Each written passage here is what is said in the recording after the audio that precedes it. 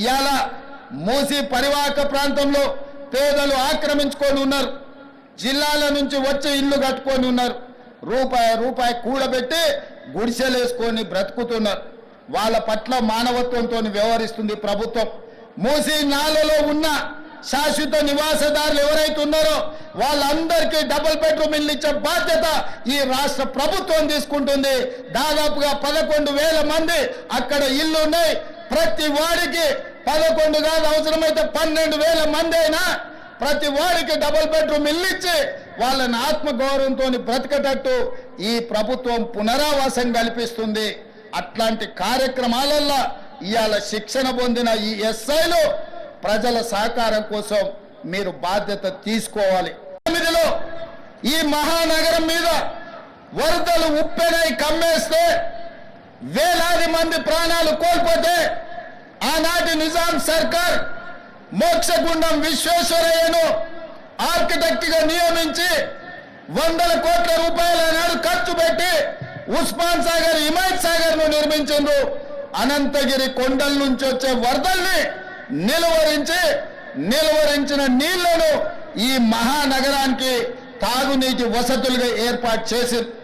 ఒకనాడు ఎక్కడి నుంచి హైదరాబాద్ నగరానికి తాగునీళ్ళు వచ్చేది కాదు. ఉస్మాన్ సాగర్, హిమాయత్ సాగర్ నుంచే లక్షలాది మంది హైదరాబాద్ బిడ్డలకు తాగడానికి నీళ్లు ఇచ్చారు. హైదరాబాద్ దాహార్తిని తీర్చిన ప్రాజెక్టులు గండిపేట, హిమాయత్ సాగర్.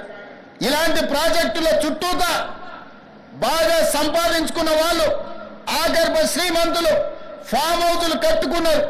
వాళ్ళు ఫామ్ హౌజులు కట్టుకుంటే మనకు అభ్యంతరం లేదు. వాళ్ళు సంతోషంగా ఉండడమే మనకు కావాల్సింది. కానీ ఆ ఫామ్ హౌజులలో ఉన్న డ్రైనేజ్ కనెక్షన్ లేదు. వాళ్ళ డ్రైనేజ్ తీసుకొచ్చి గండిపేట నీళ్ళలో కలిపిండ్రు. వాళ్ళు వాడిన డ్రైనేజ్ నీళ్లు గండిపేట నీళ్ళలో కలిస్తే ఆ నీళ్లు తాగడానికి నగరానికి ఇస్తున్నాం.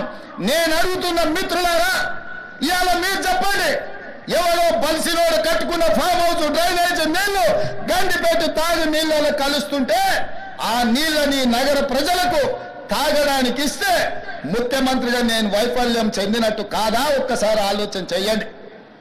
భవిష్యత్ తరాలకు అందించాల్సిన బాధ్యత చెరువులు, కుంటలు, నాలాలను ఎవరెవరో ఆక్రమించుకుంటే వాళ్ళ ఆక్రమణలో చెరబడితే ఇవాళ నగరం మీద ఉప్పెనై వరదలు వస్తున్నాయి. ఆ వరదలు ఎక్కడికి వెళ్తున్నాయి? బస్తీలో ఉన్న పేదోళ్ళ ఇళ్లకు పోతున్నాయి. పేదోళ్ళు జీవితకాలం కష్టపడి సంపాదించుకున్న ఫ్రిడ్జ్, టీవీ, మంచము, బట్టలు, కట్టుకున్న బట్టలతో సహా అర్ధరాత్రి పూట వాళ్ళ ఇళ్లకు నీళ్లు వస్తే తడిసి ముద్దయి అనాథలాగా రోడ్డు మీద నిలబడాల్సిన పరిస్థితులు వచ్చినాయి. మున్నేరు వాగు పక్కన ఖమ్మంలో అయినా, వరంగల్ జిల్లాలో అయినా, హైదరాబాద్ నగరంలో అయినా, కృష్ణానది ఒడ్డున మునిగే ప్రాంతాలైనా దుర్మార్గులు ఆక్రమించుకున్న చెరువుల వల్లనే ఇవాళ వరదలు వస్తున్నాయి. అందుకే హైడ్రాను ప్రారంభించడం. హైడ్రా స్పెషల్ టాస్కే ఈ చెరువులను ఆక్రమించిన వాళ్ళను చెరబట్టిన వాళ్ళ నుంచి విడిపించాలని, అలాంటి వాళ్ళను అవసరమైతే చెరసాలకు తోలాలనేది నా ప్రభుత్వ విధానం. అందులో ఎంత గొప్ప వ్యక్తులున్నా, ఎంత మహామహులున్నా వాళ్ళు చెరువులను వదలక తప్పదు. అందుకే ఈ వేదిక మీద నుంచి గొప్ప వ్యక్తులకు నేను విజ్ఞప్తి చేస్తున్నా, అయ్యా, ఆక్రమించుకున్న చెరువులను మీరే వదలండి. గౌరవంగా పక్కకు తప్పుకోండి. నీటిపారుదల శాఖకు అప్పగించండి. మీకేం కావాలనో పోయి దూరంగా కట్టుకోండి.